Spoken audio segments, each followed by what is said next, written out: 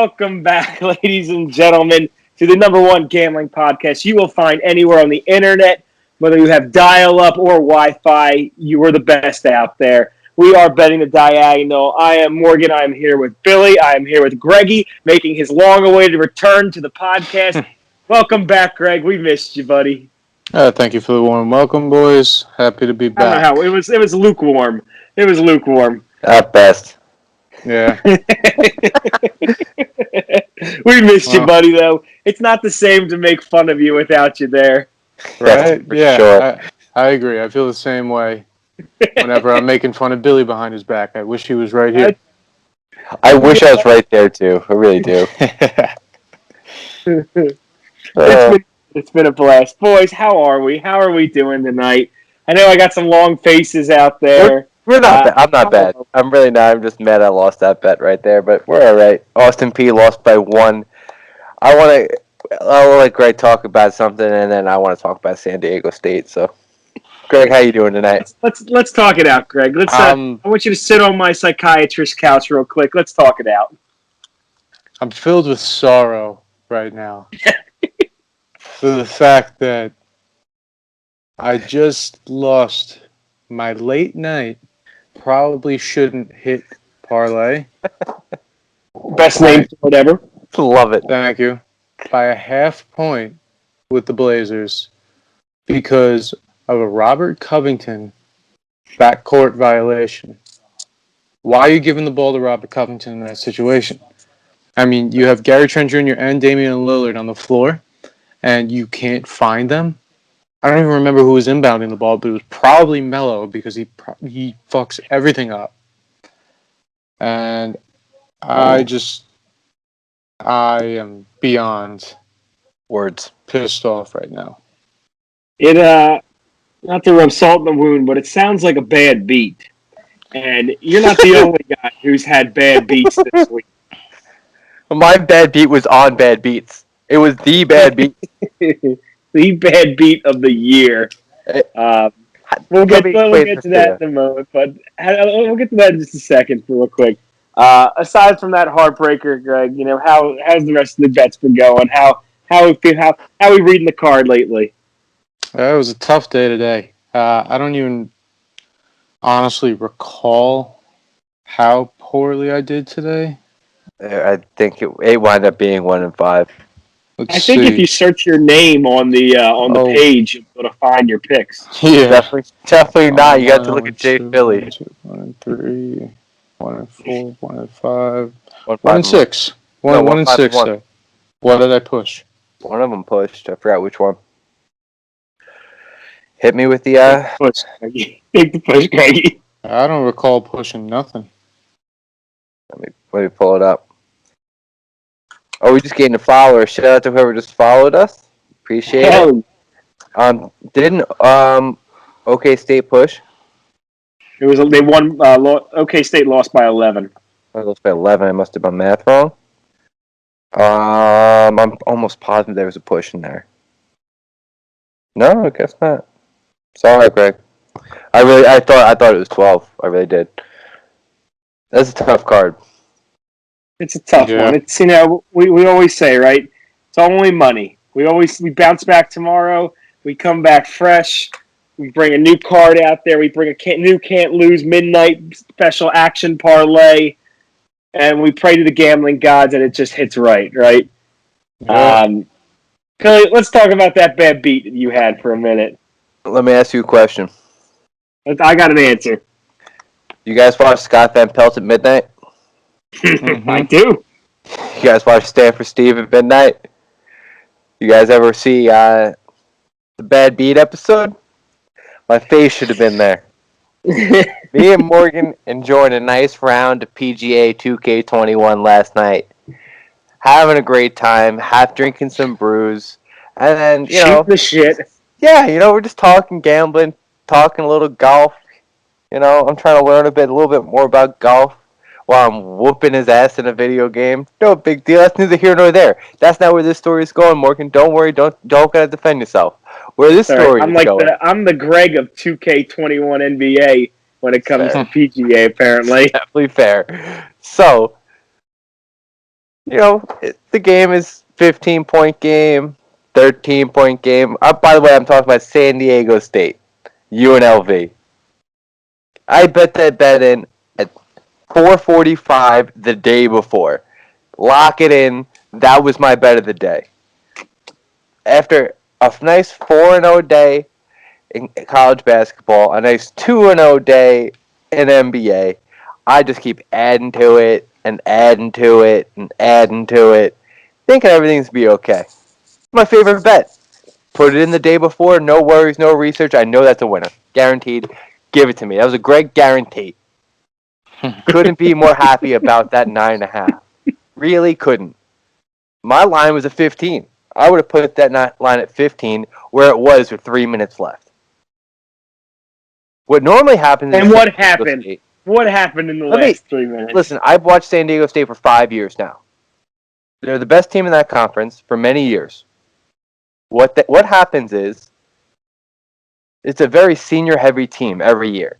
So when the seniors get pulled with 3 minutes left, the young bloods come in and they ball. They don't just just dribble out clock. They don't do this. They're shooting threes. They're playing. For the first time all year, they went ice cold. Didn't hit a shot for the final 3 minutes. Now it's a 9-point game. It was an 11-point game, and then a sloppy turnover happened. Easy layup, 9-point game, right? So UNLV's bringing the ball up. Beautiful strip by Mensa, 5th-year senior. Takes the ball, passes it out to the whatever it's called, the outlet. I'm sorry, I'm angry again. I'm reliving it. Passes out to the outlet. The outlet passes back to him. Mensa's 6'8". Instead of just shooting literally nobody near him, wide open layup, he makes probably the worst off the backboard alley-oop pass to a 6'1" guard who can't dunk. I've watched the team all year. He cannot dunk. It's not possible for him. Just doesn't have it in his blood. Just essentially throws it back to himself. And I'm like, what is this kid doing? There's 4 seconds left. I have 9.5. It's a 9-point game. What are you doing? UNLV just takes the ball and just dribbles it out. What are you doing? This is the worst. Greg, I know you were on the wrong side of that Baylor-Kansas half-court shot. This was worse than that. I was on it too. Which one felt worse? Did you watch the game? Last night felt a lot worse, actually, because there was the story you just told of the game, and then honestly, you saying that they dribbled it out at the end was an absolute understatement in my mind, because they intercepted the ball at midcourt with 5 seconds left, and he was running towards the hoop, and it looked like he was about to lay it up. Yeah. And then he didn't. He didn't. And I was Gomez is the type of player. The best part of the story is the high-pitched voices coming out. He didn't. I was eyes wide open, like, oh my god! After all this, he's gonna do it. He's gonna do it, and then he just pulls up. All year, right. Gomez is the type of player that just puts the ball in the hoop right there. All year long, I'm convinced Mensa and Gomez both have money on the plus 9.5. Convinced. Absolutely convinced. They did everything they possibly could to not cover that game. I am furious, beyond furious, that my team, my conference, the best conference of college basketball, would do that to me. But besides that, Morgan, off my little rant, I am great. I'm having a great start to the March. I had tough, below average day today, but I'm feeling good. I'm okay. Yeah, I was on that San Diego State also. I got it at -10. It didn't hurt me, obviously, nearly as bad as it hurt you. I just was straight going to lose regardless. Did you see the bruise? That's right. I was smashing my head on this desk. I see a little chicken vein coming out because you're going to pop all your veins in your skull. I'm mad again. Look what you've done. But it's a bad beat. Bad beats are going to happen. It's the worst part of gambling, but it's what keeps bringing us back. because after all these bad beats, we're going to have some big wins coming forward. I had a bad day. We've all pretty much had a bad day for the most part. I went 2-4 in NBA today. I went 0-4 in college today for a grand total of 2-8 in 10 picks. Love it. I'm just going to chalk it up to I spent a lot of time making golf picks this morning. So if you are new to our podcast, there's going to be a new little feature when we have some tournaments out there. We will have some golf picks before the start of the first round, which it's phenomenal. I love it. I mentioned it last Thursday's episode. I mentioned it again on Tuesday that I picked up Morikawa. He ended up winning last week's tournament. I told the boys earlier before we went live that there's some good value on the board still right there. Jordan Spieth plus 3,300 right now as a round winner. He's only 4 strokes back. Our boy, our fan of the podcast, our namesake, Mr. Maverick Scott McNeely, is at plus 12,500 right now. He is 5 strokes back. I love him to win his first tourney here. Great value in that play. But that's the thing. You have some of these bad beats, some losses today. I squeaked out a win on the Blazer Kings over while Greg was on the other side of it, kind of just slowly bleeding out, unfortunately. Not that we want to see that happen. But we move forward, right? Tomorrow's a new day. It's a new card. There's new picks to be played. There's new money to be made. We bounce back, boys. That's what we do. It's only money. I would like to give a quick shout out to Vanderbilt College for not telling me that Scottie Pippen Jr. was in fact playing today. Scottie Pippen Jr. had probably the best college basketball performance of all time tonight. He went 9 for 11, 5 for 5 from 3, made all 9 free throws. He was not supposed to play today. I took the under thinking that. Thank God the under just died. I don't know what happened. I was at work. That under was on pace for 160 at one point. And it just died. Thank God. But shout out to Scottie Pippen Jr. You're a baller. That's the real question. Was it actually Scottie Pippen Jr. who was out there on the court? Or did Scottie Pippen himself decide to suit him up one more day?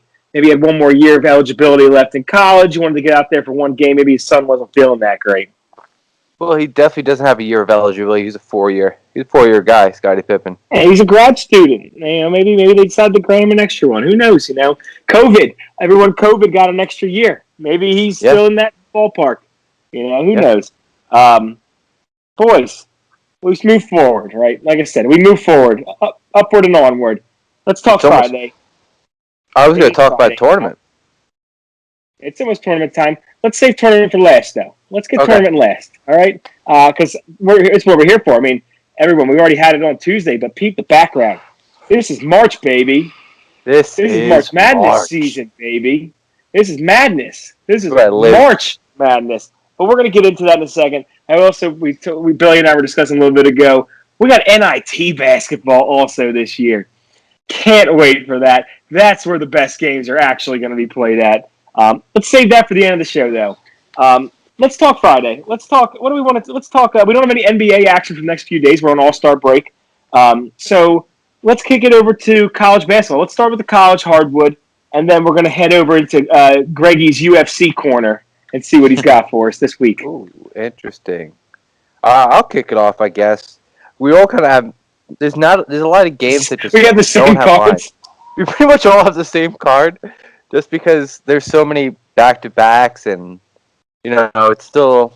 I don't know what Vegas is doing. I don't know what the offshore books are doing. There's so many games tomorrow, and most of them aren't up. But if you follow us on Twitter, which I'm sure you are, if you're watching this podcast, you're following us on Twitter. That's where our full cards will be tomorrow. I will definitely have more for you guys tomorrow. But my first bet is going to be one of my former favorite teams to bet on in college basketball in Buffalo, -5 going against Kent State. Buffalo's the better team on both sides of the ball. Horns up. Shout Shout out to Matt Gersh, Greg's younger brother. Went to the University of Buff. Horns up, baby. The Bulls are averaging 83 points a game, which is sixth best in the country. They're also averaging 44.5 rebounds per game, which is 23rd. Which is best in the country. 9 steals per game, which is 23rd in the country. Kent State has made us a good chunk of money. I know Greg's been on them a bunch. I've been on them a bunch. I'm sure Morgan's been on them a few times. But this is a spot where I love Buffalo. I think that they're going to win the conference. I think that it's their time to shine. You know, they got snubbed last year. Give me Buffalo minus laying the 5. This game coming up next, I believe we're all on, which kind of scares me a little bit. Colorado State versus Nevada. This line is currently a pick'em. I don't know why. If Vegas has any brains, any sense whatsoever, it's going to move towards Colorado State. It already started to, since the line opened up, being a 1-point favorite in Nevada. But this line should be more towards -4, -5 Colorado State. This is an opener, in my opinion. Colorado State's got much more to play for, I think. Nevada missed a couple games. They're a good team. They're great against the number, Nevada, but they won't go anywhere in the tournament. They're going to get bounced out in the conference tournament against some of these higher echelon teams like Colorado State, like San Diego State. Those motherfucking cocksuckers don't fucking cover. Utah State. These teams are just better than Nevada. It's going to be a very good game. Games like these are the reason why the Mountain West is my favorite. So I'll be on Colorado State money line as long. I've already taken just to pick them. I'll see where the line goes. I'll give a line spread tomorrow on Twitter. Probably be closer to -2, -2.5 for Colorado State. In my opinion, I think that's where it's going to go. 9 o'clock, Mountain West Showdown. I want you both to watch it, and I want you guys to learn what Mountain State basketball is about because it's the best conference in basketball. Toledo -8.5 versus Ball State. Toledo just covers. That's all I got. That's really all I got. Ball State, don't like them. They're not very good. There's nothing there for me. For some reason, I just as I'm looking at this on covers.com. If you guys don't look at covers.com, it's a great resource to use. Check them out. Not a sponsor, but Toledo opened up. Free ads. Yeah, Toledo opened up as an 11-point favorite and is down to 8.5. Doesn't really make much sense to me. I don't see value at 11 for Ball State either, but it's just me. Now, this game. Once I saw this game on the card, I knew I had to bet it. Arkansas Pine Bluff versus the worst team in college basketball. Mississippi Valley State. I'm taking Arkansas Pine Bluff, who, by the way, is the third worst team in college basketball. You go to any of the ranking systems, any Ken Palm, anything. Both these teams are in the bottom 5. This is the worst of the worst of the worst. This is the worst basketball you'll watch. You can't find a live stream of this. Nobody wants to watch it. I get it. I know you're asking. Morgan and Greg are asking, Bill, what are you doing? Why are you going to bet on this game? Why are you going to tarnish your record over an Arkansas Pine Bluff 8-point cover? Confidence, that's why. You know why? Respect. Pure respect. Mississippi Valley State beat Grambling the other day. Out of nowhere. I was on Grambling. They know. I know. We all know. It's never going to happen again. They're not going to win another game for 3 months. They have 3 wins. They had 1 win last year. They win a game every 3 months. That was their win. That's it. Both these teams are bad. Simple as that. I want the better bad team. I want the team that averages over 60 points a game. And a team that doesn't let up 90 points a game. Give me that team. It's as simple as that. Give me Arkansas Pine Bluff -8.5. I have 2 leans. I haven't done enough research into them yet. The lines literally just came up as right before we started. Appalachian State -1.5. Just a team who I rock with a lot. And Western Kentucky -7.5. Bassey's one of the best centers in the league that also nobody knows about. And that's my card for now. Like I said, it'll be more on Twitter tomorrow. Very nice. Love it. Greggy, what you got for us, man? All right. Billy hit it off with Colorado State. The line doesn't make much sense, to be honest. Colorado State's been on a tear, winning 11 of the last 13. Although the parity in the Mountain West Conference is, either very high or very low. Sure, they beat up on teams like Air Force. They beat up on New Mexico State. But, they're still beating good teams as well. They lost to Utah State. They beat Utah State. So they have good wins against good teams. Nevada's 0-2 coming off of their COVID outbreak, whatever you want to call it.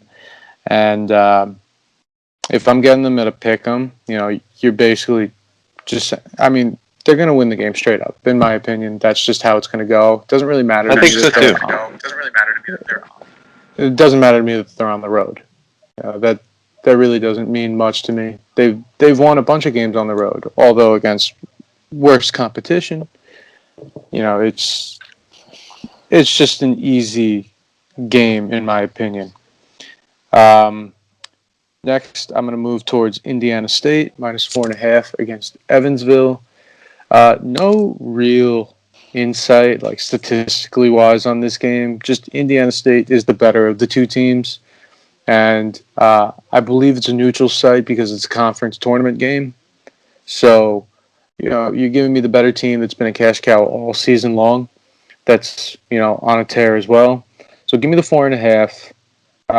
Let me lay the 4.5, should I say, with Indiana State. And I can see a double-digit win coming there.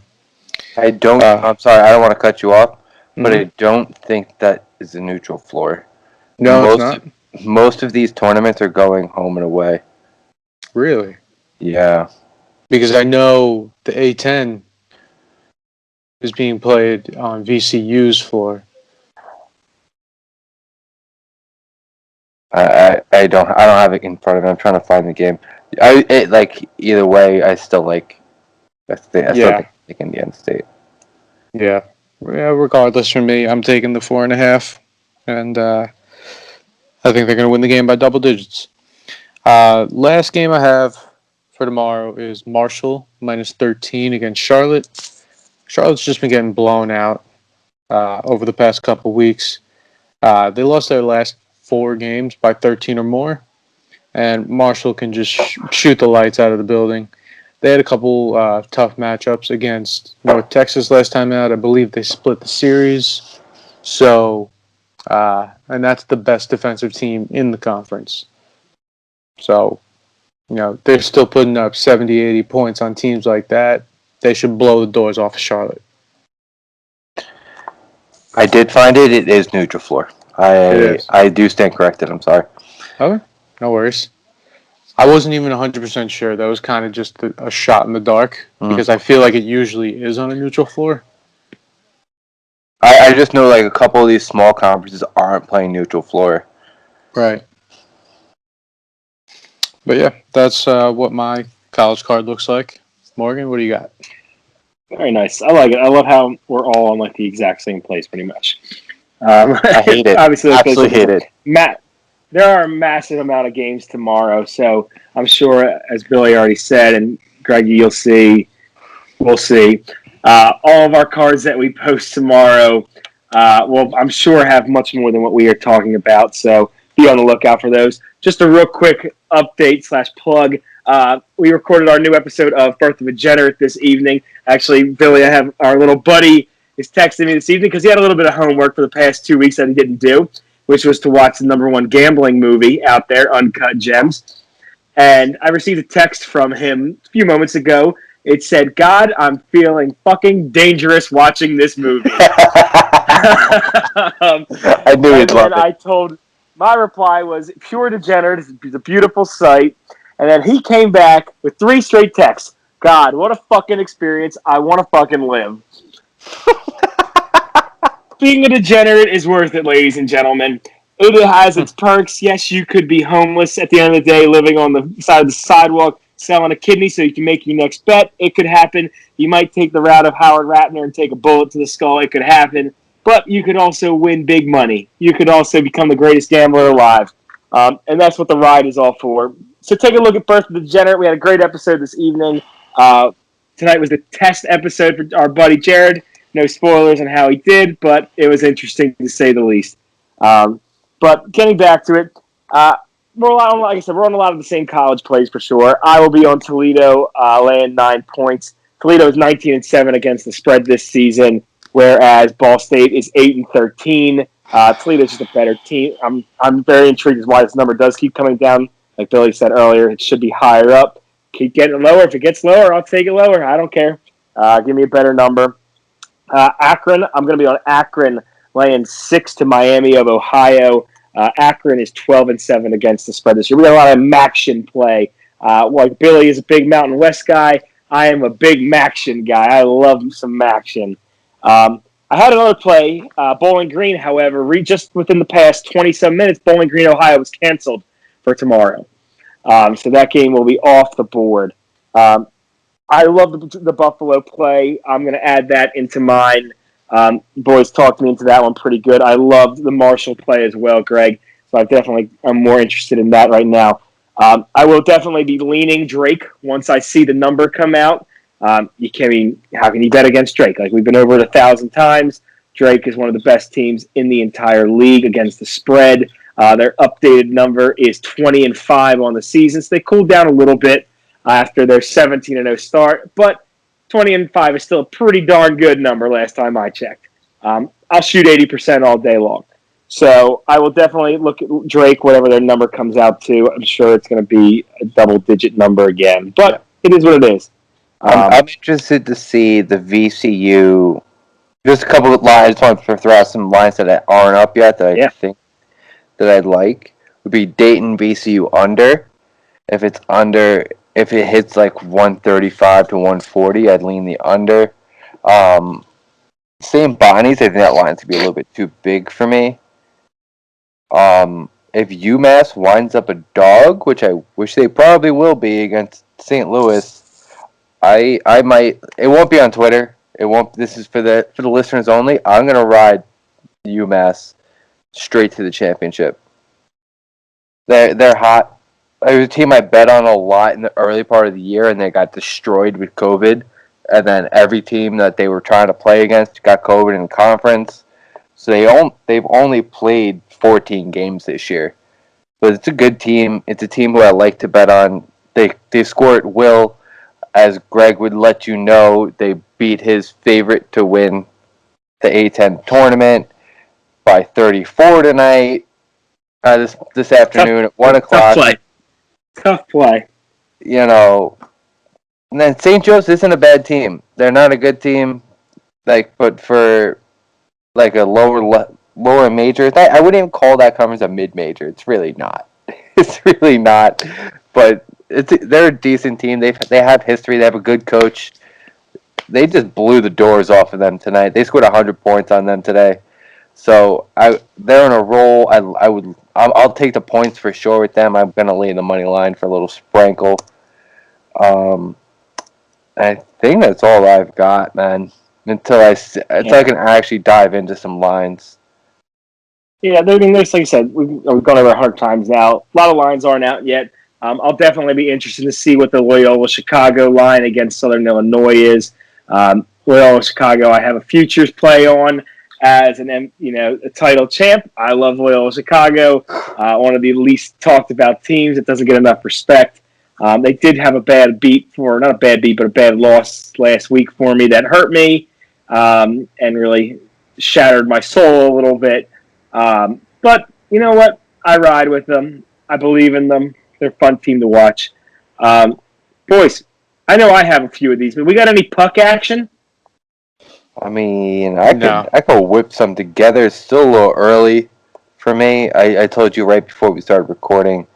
I like to know who's in net. I like to know if somebody got the flu an hour before. I know you're on. I know what your picks are. But I will give out Tampa Bay first period. for sure. And give me what else we got here. Give me the Blues money line as well over the Kings. I don't like the Kings. Kings Don't like them at all. Kings are not very good. Tampa Bay is great. We've been over that 1,000 different times. I'll be on the Lightning Blackhawks over 6 goals.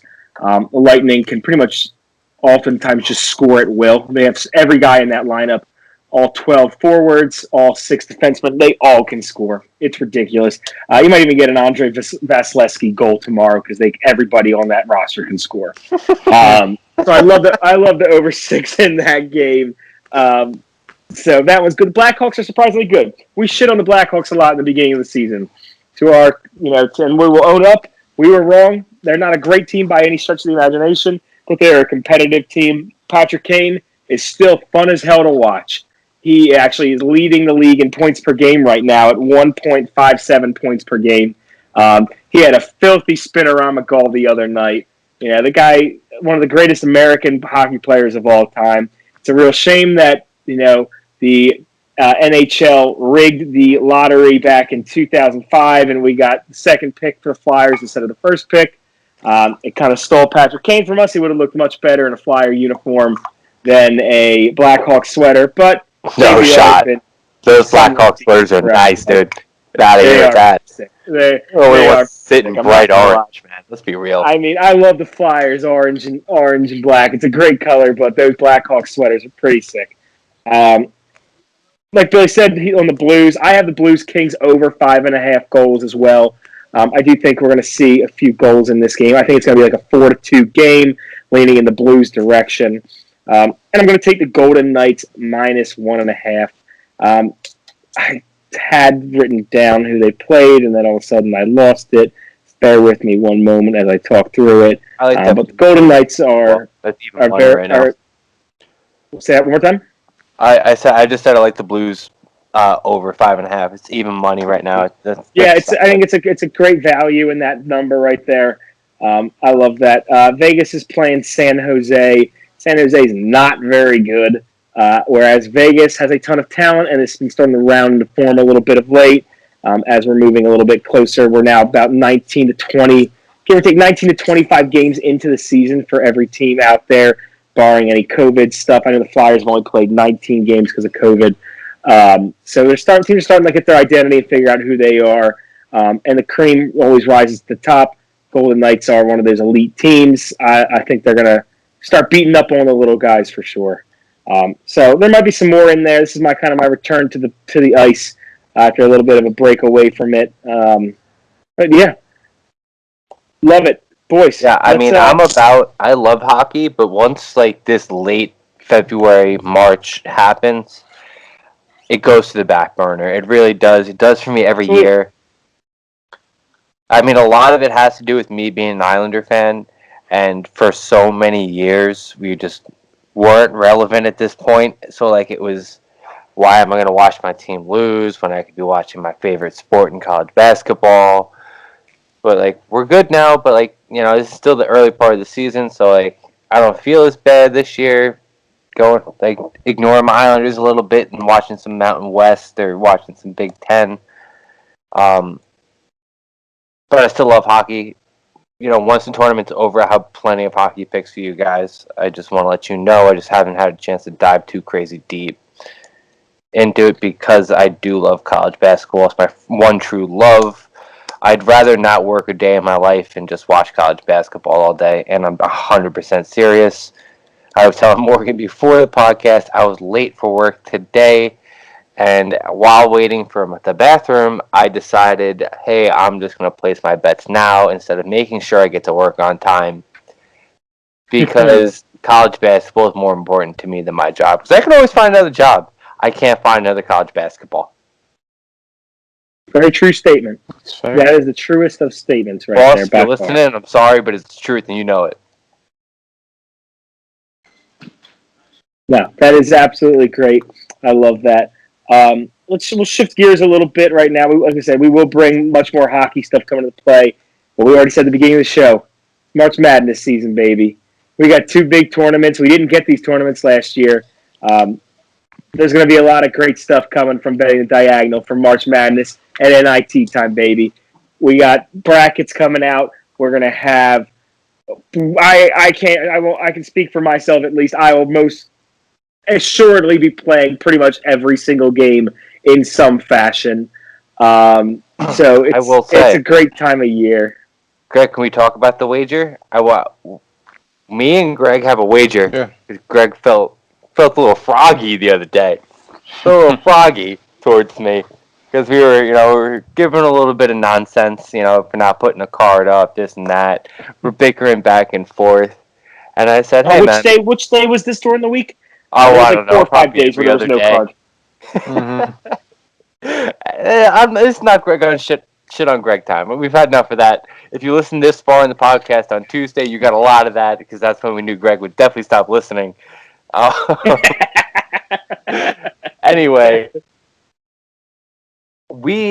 I told Greg, you know what? I didn't even tell Greg, hey, put your money where your mouth is. I said, hey, I've got a proposition. He said, what? I said, put your money where your mouth is.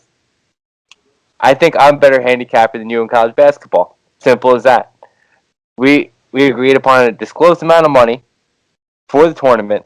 We didn't Greg never answered me back about conference tournament, this and that. So let's just roll with the regular tournament, Greg. No, I did. I said it's up to you. You're the one that initiated. So. And I said it don't matter to me, and then I got no response. So let's just go regular tournament. Let's go regular tournament.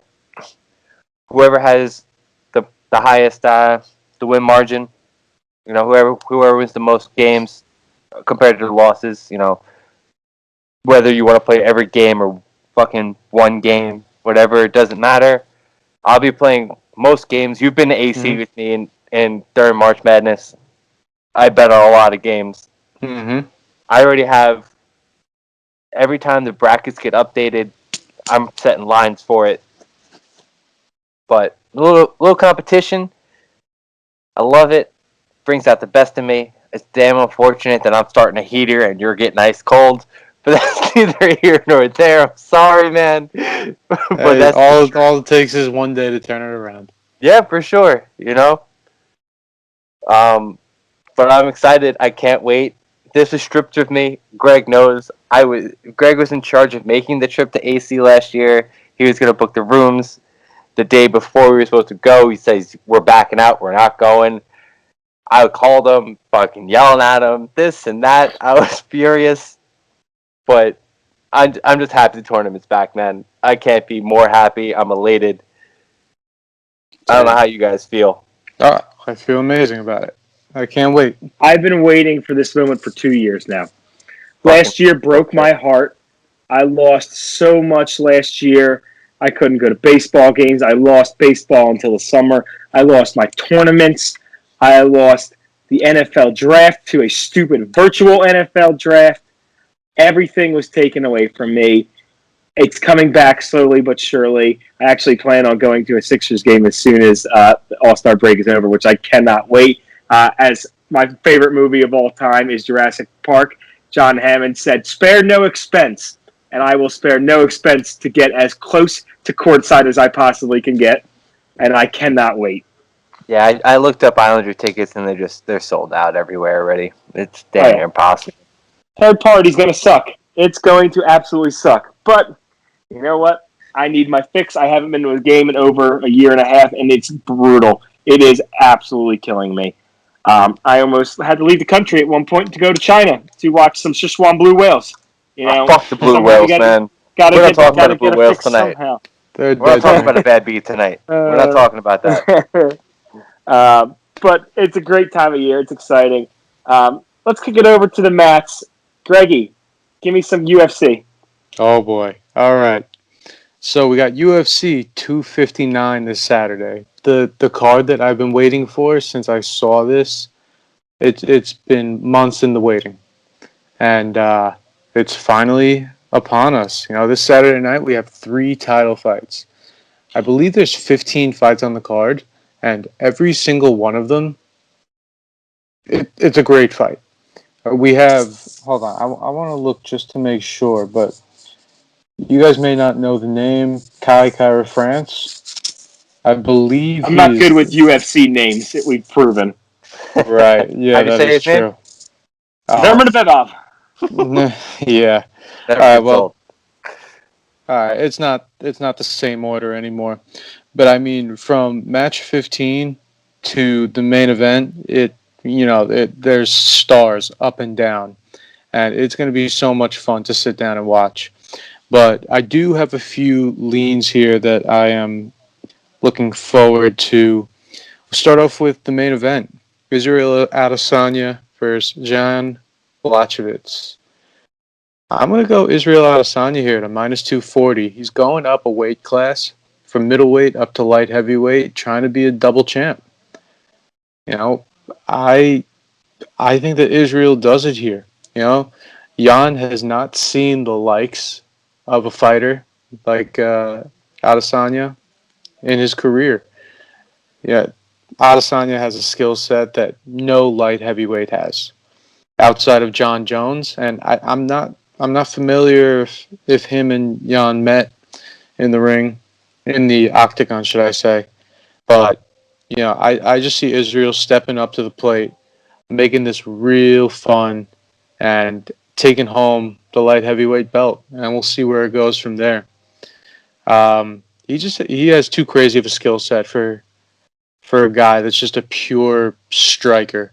I mean, any fighter could get caught at any point in time, and that could very well happen to Israel. But I don't think he would risk his undefeated record to go up and not be like purely confident that he's going to beat the fuck out of this guy. Mm-hmm. I So agree. that's my lean in that fight. And minus 240, it's not an outlandish price to go get him. Next fight I have, I'm gonna go Aljamain Sterling at a minus 110 versus the champ Peter Yan.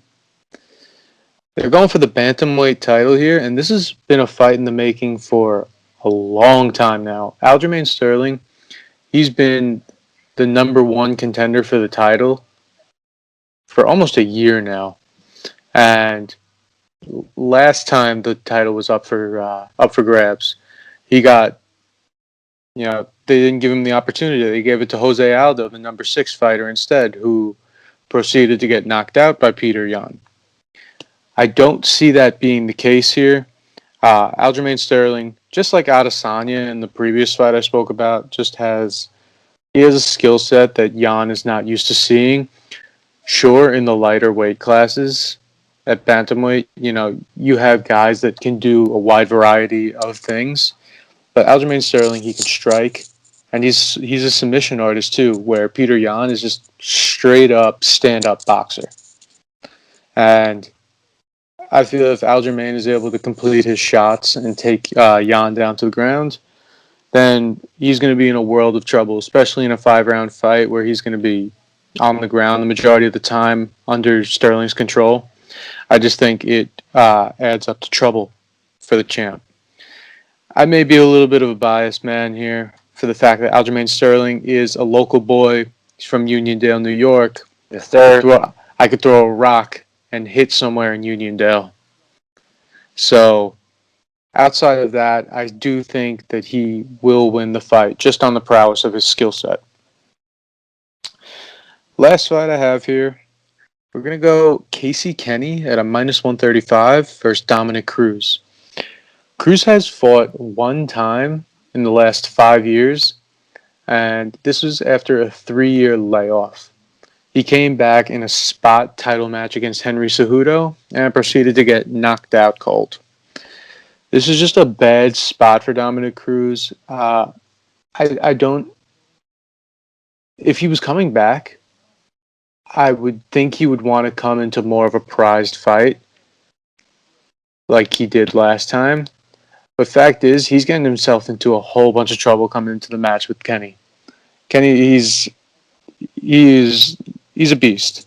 He's on a tear, and he's on the contenders list in that weight division. He's going to go up there, and he's going to continue to just do what he's doing. Uh, he likes to sub these guys out. Cruz, I've only watched him fight once, and it was the Cejudo fight, so I haven't really got to see much of him. But the fact that he hasn't fought more than once in 5 years, and this guy, Kenny, he comes out once every 4 or 5 months, and he's just beating down on people. It gives me no reason in the world to bet on Cruz, especially at the plus 115 price that he's at. It doesn't make any sense. I'm going to take the up and rising guy, and I think he's going to let Cruz know that it's time to leave the gloves in the octagon. I love it. I love all of those picks. That's literally what I'm on. Is everything. Yeah. Like I asked you, but right before we started recording, if you were on either Kenny or Cruz, and I was going to be on Kenny. Mm-hmm. I'm going to most likely be on Sterling by submission. I'm just gonna. It'll be a side play, obviously, just because this is one of the cards that I actually know decent about. I love watching Sterling. Like you said, he's a local boy for us. I followed him for a while now. And Adesanya is one of my favorite fighters. I would like to see. I won't bet on Adesanya until I see the weigh-in. I'd like to see how he looks. Just going up a weight class, going down a weight class, always kind of scares me a little bit.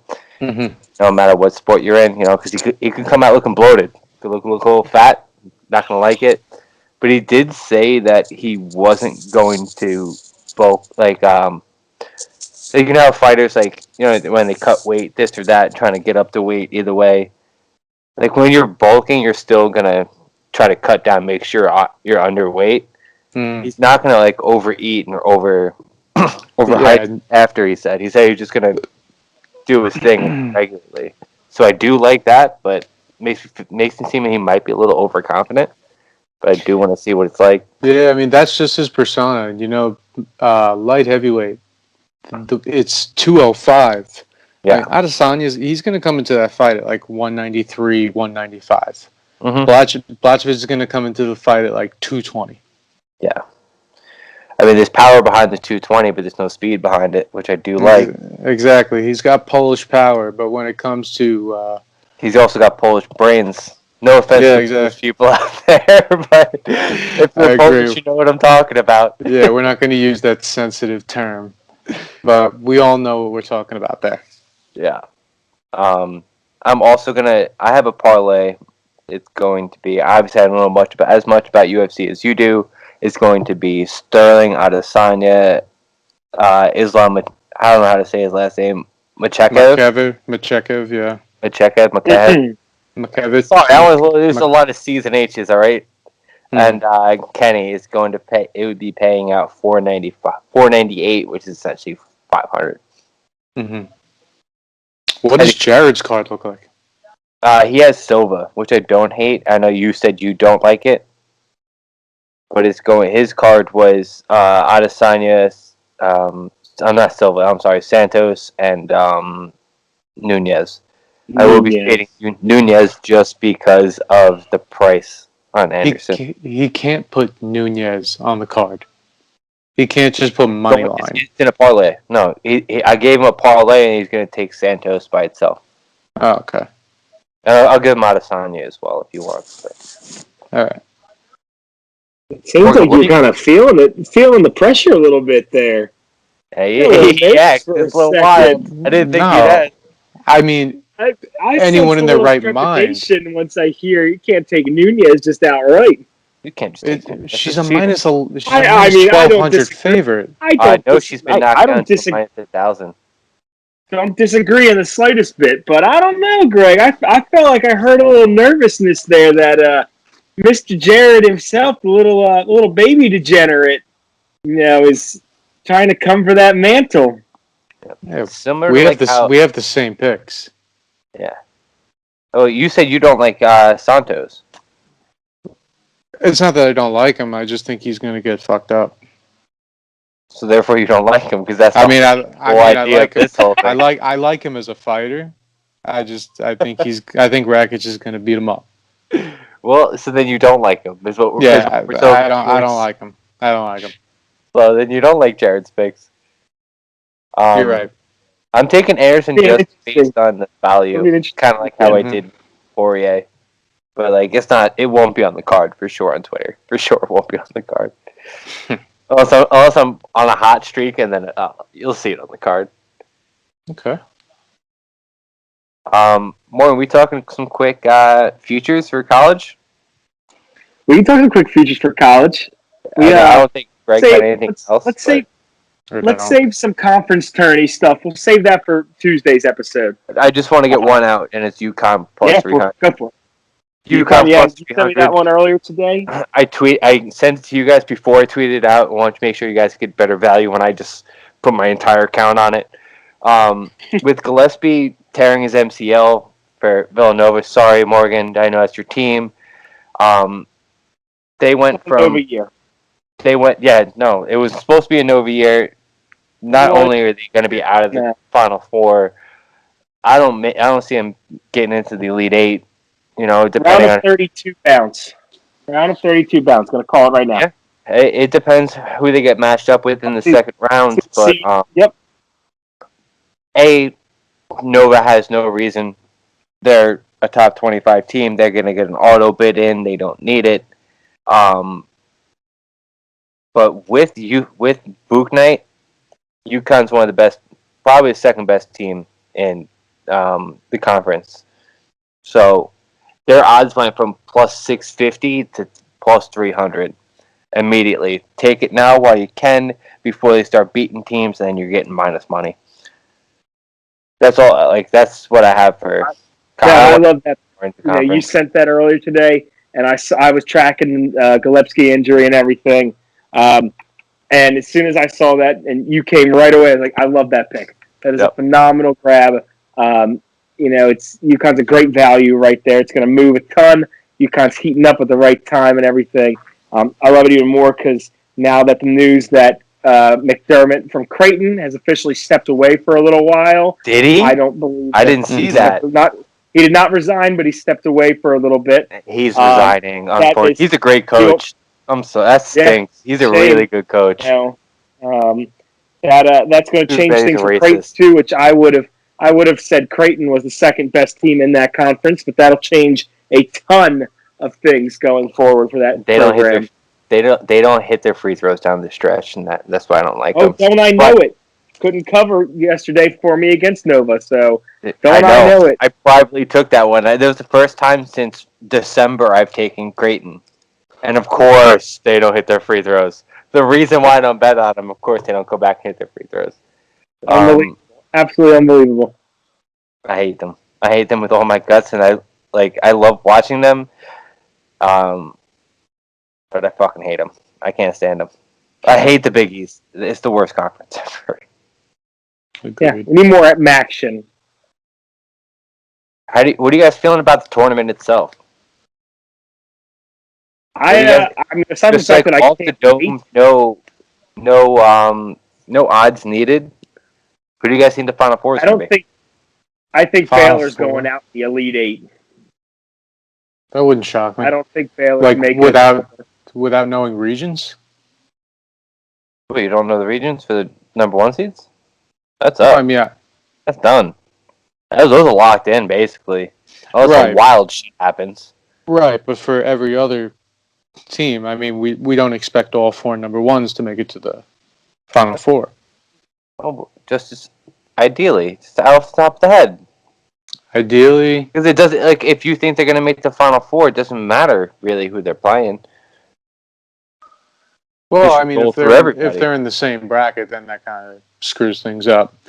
But I would think my Final Four, I'm going to go Gonzaga,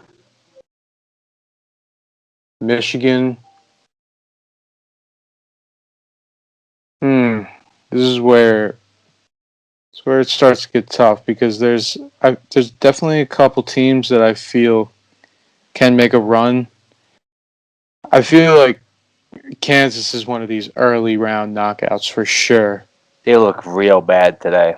I wouldn't say that I missed the first half. I saw the second half, but from what the announcers were saying is that UTEP played phenomenal. Yeah, they did. They really did. So Kansas isn't like they don't have anybody to go to. That's why I won't ever play them. Yeah. Gonzaga, Michigan. Maybe I could see Texas getting there.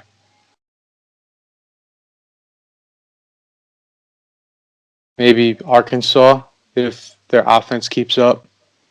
Arkansas's a dangerous team. Arkansas right now would be in Region 3 with Michigan. Well, then, okay. This would be a scary Sweet 16. This region that ESPN is projecting, so Joe Lunardi would be projecting, has Michigan, Creighton versus Toledo 5-12 matchup potentially, which is wild. Toledo all day. Me as well. And the next matchup would be Oklahoma State versus Belmont 4-13. I like that as well. But that has Arkansas, Belmont, San Diego State, and Iowa. Winner of Louisville, San Diego State would play Iowa potentially, which would be wild. For me, Oklahoma showed a lot of grit tonight, but I don't think they're a Final Four team. Mm-mm. I've been on the Florida State bandwagon, but after how bad they did me dirty, it's out of principle. But I do think they have a decent shot because Illinois most likely will be their 1 seed in that bracket, and Illinois is a bunch of frauds. I could honestly see if these brackets hold up, at least this region, it would be Florida, UConn. If UConn beats Florida, they beat Illinois. I think they have a decent chance of beating Illinois. You have a 9 seed going to the Sweet 16. But for the Final Four, it's Zaga. I think Zaga's going to win it all.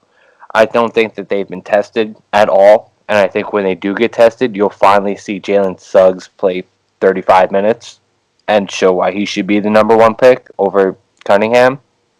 So give me Gonzaga. I really wish if West Virginia gets into a different region, give me West Virginia. I love that team. Even though they didn't cover tonight, those fucking assholes. Give me Michigan. Give me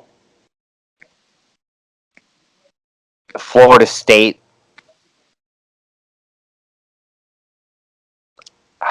This Baylor stinks. But Baylor's not going to lose to like a team like Oregon or a team like Clemson. That's the problem. I don't know. I don't know for the 4th one. Maybe Ohio State. They might have an easy road to get in. If just looking at the brackets I just have it pulled up in front of me. Ohio State might have the easiest way into the Final Fours and not 1 seed. But they probably lose to Purdue. Oh, the opportunities. I can't wait. I'm like talking to myself, boys. I'm sorry. The madness, man. It's gonna be wild. wild. Myself, I'm looking at upsets. I already see money line dogs I'm taking, guaranteed. Sorry, ignore me. Morgan? So I think Zaga's going to be Final Four. I think Michigan's going to be Final Four. I think Florida State is going to go Final Four. I don't believe in Illinois. Just wait for this next one. Just wait for this next one. You're going to love this. I know where you're going. No, you don't. Yeah, you're going Loyola, Chicago. No, I'm not. Oh, okay. You're going to go Toledo. No, I'm not. Podcast is over. I'm not going Toledo. I'll get to my next one in a second, but I think Florida State can take that region. Illinois, as where it sits right now, Illinois, I think they could take Illinois. In their first round matchup, obviously it would be Navy right now. Then they would get Oklahoma, either Drake, Michigan State. Their best team they're going to place in that. Then they'll hit maybe most likely Alabama in the Elite Eight. I think they can take Sweet 16. They could take them before they get to Illinois. So I love that. If they can beat Oklahoma, obviously you have the same thing I pulled up. I think if they can get Yeah. past Oklahoma, which I think is a very underrated team, I I think think they're a shoe-in. I think they're a shoe-in. Yeah, I think I like them. My surprise one I feel good about comes out of Region 2. And Billy, you got it pulled up. Who you actually see who Region 2 is? What do Are you you going? You going with my future from the other day? I don't You think going so. Purdue? No, I'm not going Purdue. Well, I know you're not going Nova. But I'm going a team that will play Purdue in the round of 32. Texas Tech, I like that. I don't hate that. Texas They're on Tech. fire, dude. Texas Tech. Texas Tech will have to get through Baylor, which will be their third time playing Baylor this season. I love the rule of threes. You play a team the third time and they took you down twice, you get them the third time. Absolutely love it. I think Texas Tech can take that region if that's the way it plays out. And I think my final championship would be Gonzaga versus Texas Tech. I love that. I don't hate that at all. I honestly didn't even see Texas Tech in there. Mm-hmm. I love that. That's this is the most wide open conference region. This is there's always that guy in March Madness, right? There's always the hero. We know who the hero is, Mr. Mac McClung, baby. I YouTube love McClung. sensation. I love McClung when you would see him on high school teams. This is where we get him on the national stage. We know who Mac McClung is, but not everybody knows who Mac McClung is. This is it. I'm telling you right now, I feel so good about that pick. Of all those picks right there, I feel probably best about that Texas Tech getting to the Final Four pick. I love that. I love that just because of Matt McClung. Because what he chose the wrong school. He really did. I don't know what his options were, but Georgetown had no business having him. They didn't know what to do with him. You know, they're playing 65-point games. They're out playing defense. That kid can ball, and I really hope he gets to at least. They're gonna get to Elite Eight when they play Baylor. I hope people put him on their radars. I just noticed if either the winner of Texas Virginia, assuming that's going to happen, I think Boise gives Virginia some problems if they wind up beating Xavier, which I think they do. But the winner of those two games, they could both beat Gonzaga. Those are awkward matchups for Gonzaga. Yeah, I think throw it out there. I think Virginia could take Gonzaga. Yeah, they shoot too well. Texas, I don't know about Texas is so hot and cold all the time. They went 8 minutes without scoring. You watched me live doing it. Oh yeah. So I don't know if they could do it. But Virginia defense plays in the tournament. Virginia plays the best defense of any team in the field. You know, that's not true. That's not true at all. Oh, I don't know. Virginia's defense is not what it used to be. They're just slow paced now. They don't play nearly as good. This isn't like, hey, we're going to score 75 points tonight. Because you're taking possessions away. Sure. Texas Tech, Tennessee, those teams play much better defense. San Diego State is top 5 defensive team. Speaking of Tennessee, does Tennessee fall out that far? They're down 7 going against UNC potentially in the first round. I totally. I know you're, bullshit. Yeah, bullshit. North Carolina. Do I got to do my speech? Do I have to do my speech again? Yeah. I would take UNC over Tennessee. I honestly, I probably would too. Tennessee is just completely unraveled and falling apart. First 4 in. Honestly, I probably would take North Carolina over Houston as well. Now you speak my language. I've learned a few things in the past few months. Is Greg even here? I'm here. I haven't heard you in 5 minutes because I've just been rambling. Yeah, because you guys are just rambling on about it. I'm staring at a bracket, bro. I'm sorry. Can you tell me why you think that? Do you think that UNC would beat Houston? No, I don't. Oh, that's brutal. I don't Really think hope so. that matchup happens so I can win that money. Yeah. Well, depend. Are we doing? We're doing lines, right? Or are we doing Yeah, straight no, up? we're doing lines for sure. Yeah. Okay. So yeah, I mean, I don't know what the line would look like in that game, but I would think that Houston would be the outright winner, I think unless it's gonna be like a 6 or 7 point favorite. yeah, probably. I think that UNC definitely covers that. It's too early. It's too early to be talking about this, Morgan. Close this out before I These are start going teasers. the rabbit hole, buddy. Please. Yeah, well, before we get in the rabbit hole, and Greg's going to pass out on us any moment. So he's starting One to last fall thing into that before I deep forget. REM sleep. Boise State beats Xavier playing game. That's it. That's all I got. I like that too. I can't wait for this because this will be the topic of conversation so We're much gonna in have the a next 3-hour few shows. episode. I'm so excited for it, Greg. You better make sure whatever night that is that you are wide awake, baby. Absolutely, I'll be ready. Let's run an episode Selection Sunday. Or I was going to even say the Tuesday after Selection Sunday. One thing's the first game. Tuesday. I don't have time for that, bro. I need to talk. All right, Selection Sunday, baby. Selection Sunday. We're going to do a big episode. We'll have a big special coming out here. But boys, good time again tonight as always. Let me know, where can I find you at? What you got going on? Greg, go ahead, give it to him. Yeah, you can find me at Greg on Twitter. Need some followers, boys. Come on. I'm sorry. I just love the way you just said that. Slowed it down so much so everybody could hear him. Because it's like you honestly, were phonetically trying to say it out so people could make sure they typed it in right. Yeah, because I wasn't sure if I had like a space in there. You guys are usually the ones that say it. I couldn't help it.